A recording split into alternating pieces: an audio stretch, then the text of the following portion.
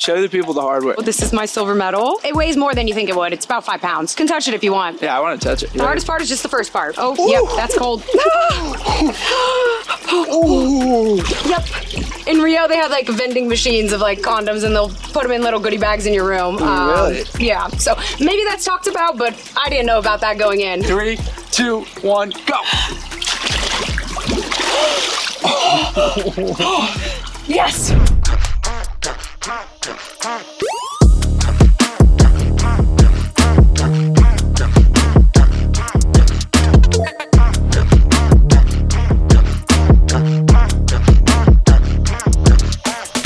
We are back for another episode of the Rooftop Cold Plunge. This week's guest I am super excited about. She is a 2-time Olympian, 1-time silver medalist, Stanford alum, NSUP's co-founder, and last but not least, my F45 training partner. Before we get into the episode, I want to give a shout out to our sponsor, Roan. If it wasn't for them, I wouldn't look nearly as good as I do in the Rooftop Cold Plunge. Hats, swimwear, all the activewear you would ever need. Go to the link in the description, use code RCP at checkout, and get yourself something today. Let's go check out this week's episode with Kassidy Cook. Thanks for having me on this chilly day.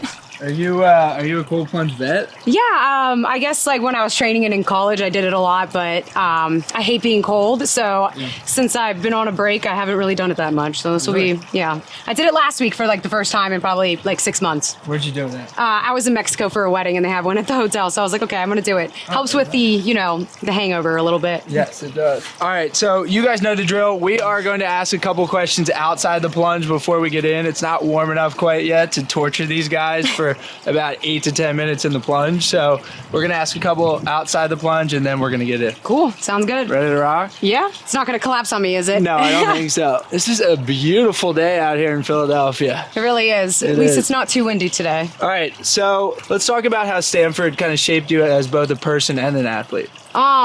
Stanford was such a blessing, and I'm so glad that I went there. I think that it helped make me a smarter person and a better athlete. Mostly because when you're there, you're surrounded by greatness. Like being an Olympian there isn't special because we have so many Olympians and people that are starting their own businesses and, you know, trying to cure diseases. And so it really pushes you to be a better and harder worker. And I don't think you can find that at a ton of universities. So I think, yeah, definitely the people you meet and the people that you make friends with for the rest of your life really shaped me into the athlete and person I am. How did you choose Stanford? I used to train back in Texas, and one of the divers that I did synchro with, she was 10 years older than me, and she went to Stanford, so I would go there for training trips, and I just fell in love with the campus, got to know the coach, and it instantly became my #1 school. Talk about the moment you knew you wanted to be an Olympian, right? Was there a specific moment or an event that you knew it was possible? Yeah, I think the dream started when I was about 5 years old after the 2000 Olympics. I remember watching it in Sydney, watching Laura Wilkinson, who I ended up being teammates with later on in life, win the gold medal in the women's 10 meter. And from that point on, I became obsessed with the Olympics. That's all I wanted to do. I had already been diving for 3 years because my parents put me and my sisters in it when we were really young. Yeah. And I just knew that I wanted to do and would do anything to get to that level. Became obsessed with the Chinese because they're the best in the diving. So my mom said, as I would go to bed at night, I'd be like, do you think the Chinese are still practicing? So it became like an obsession for me. Yeah, very cool. And thankfully I was able to, you know, make that dream come true. You actually made it to 2 Olympics. Mm-hmm. Talk about the biggest difference between your first and your second Olympics. I think just being more maturity as an athlete, especially in a sport like diving where it's super high pressure, can really play in your favor. In Rio 2016, I had just turned 21, and when I went there, I was kind of like starstruck, and I had a blast and had a really great time, but I didn't compete the best to the best of my ability. Yeah. And I think a lot of that has to do with, you know, being young and not having the maturity or the experience at that Olympic level yet. Yeah. You know, I walked away in top 13 in the world, but I was more than capable of medaling at that games. 2024 came around, you know, 8 years later. I had a lot more experience and maturity under my belt, and that played in my favor. Was it the same partner too? No. So in Rio, I actually did individual. So I just did the singles diving. And then I just focused on the synchronized diving this time around. How do you handle the mental pressure of elite competition? I think just with years of experience, it gets easier and easier. Yeah. But for me, I think I am the person that puts the most pressure on myself. Yeah. And so just kind of realizing that no matter how I do, if I medal, if I don't medal, my friends and my family are still going to love me. Exactly. When you're at that level, sometimes you feel like if you don't achieve the goal that you have set for yourself or that you feel that other people have set for you, you're disappointing them and that you're a failure. But that's not the case. Your family is still going to love you. Your friends are still going to love you. And you just got to remember to enjoy the process. What was the biggest challenge you faced on your road to the Olympics or in the Olympics, and kind of how'd you overcome that?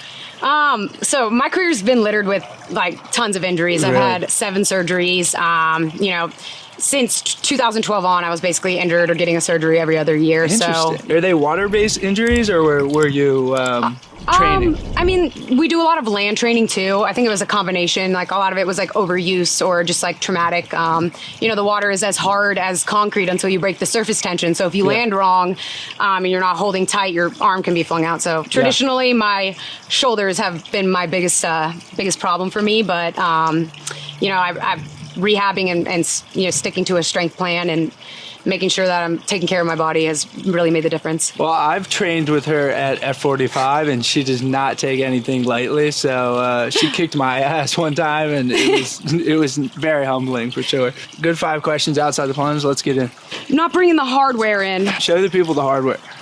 So this is my silver medal.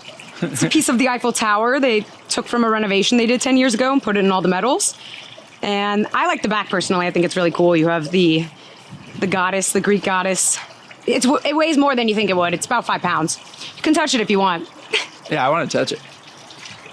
Holy shit. Yeah, it's a nice little book weight. Now, where do you hide this at home, or do you have a special spot for it?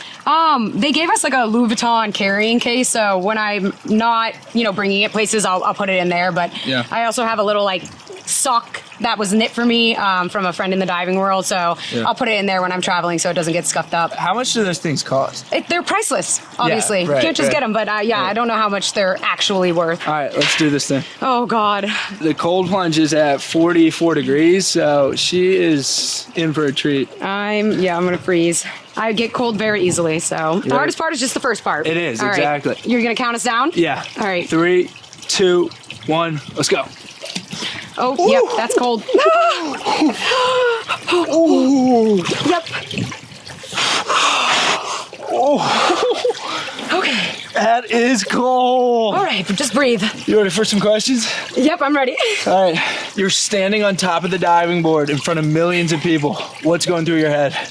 Don't fall off the board. So it can happen. Yeah, it can, right? Yeah. Have you ever been close to kind of falling? Oh, yeah, Really? for sure. Because, nerves and your legs are shaky, and it's a moving object, yeah. Do you I've had some mess ups. I'm sure. Do you have a compilation video of some of your Oh, yeah, wrestling? I have some good bloopers. Describe what it feels like standing on an Olympic podium in 3 words. Dream come true. I feel like you've answered that question before. Nailed it. What's something that happened in the months after winning the silver medal that nobody prepared you for?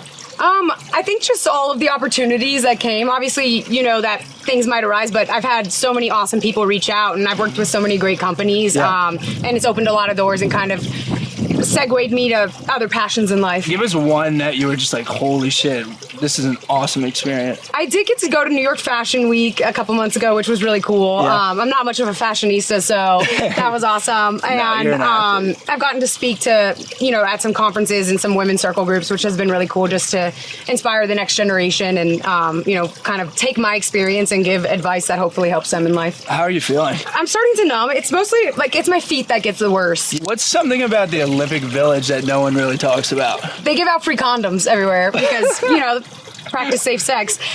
But yeah, they have in Rio, they have vending machines of condoms, and they'll put them in little goodie bags in your room. Really? Yeah. So maybe that's talked about, but I didn't know about that going in. Is there a reason why they thought condoms would be used at a high level? I mean, I think these athletes have been working their butts off for 4 years, all for this one competition. And once it's done, you got to blow off some steam or have some fun. People are locked in for a long period of time, so they let loose a little. There's a lot of relationships that come out of the Olympics too. So I think it's just, you know, preemptively preparing for that. So if you weren't a diver, what would you have pursued? Soccer. I played soccer growing up. I actually liked soccer better than diving when I was younger, but my parents saw that I had more potential with diving, so I had to quit when I was 13. Really? Yeah. That Stanford soccer team. Oh, they're fire. They are so good. So many legends come out of there. What's a food or drink that you had to completely knock out of your diet as you're training for the Olympics? Probably alcohol in general. Yeah. Yeah, just as I got older, you can really feel the effects the next day. When you're younger, you can shake it off really easily, but yeah, like any type of alcohol really would set me off, so I try to stay away from that. Of course, special occasions, weddings and whatnot, I would have my fair share, but you know, for the most part, I didn't drink for like a year. Now I'm like Aperol Spritz all day, baby.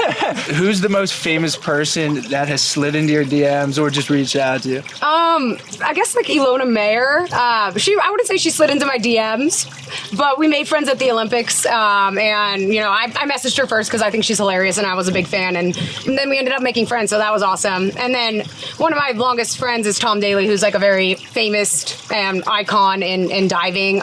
We've been friends since we were like 12 years old, but yeah, so those two I would say. Yeah, I've actually kept up with Tom Daly a little bit, and he's great on social media. Oh yeah, he's awesome. Like great person, great diver, and like just has so many positive things to bring to life. We usually end on this question: what is the best piece of advice you've ever received? Enjoy the journey. It's not just about like the destination. Obviously, like being an elite athlete, like I'm very results oriented, but if you're not enjoying the process to get there, then the result isn't as enjoyable, because you have to love what you do. And so kind of just taking it in day by day and you know, enjoying that journey. Thank you for your time here, but guess what? Now you have to go all the way under. No. Yeah. For real? Yeah. Do I take off this hat? Yeah, I'm gonna hold this for you. Fuck. Can I say bad words? Yes. Can you count me down? Yeah. 3, 2, 1, go. Yes. Yes. Oh my God. Does this thing turn into a hot tub? I wish. Good work. Nice. Excellent. Thank you guys for tuning into the new season of the Rooftop Cold Plunge. Make sure you like, comment, and subscribe. Your support means the world to us, and we can't wait to bring you more incredible guests. See you next week.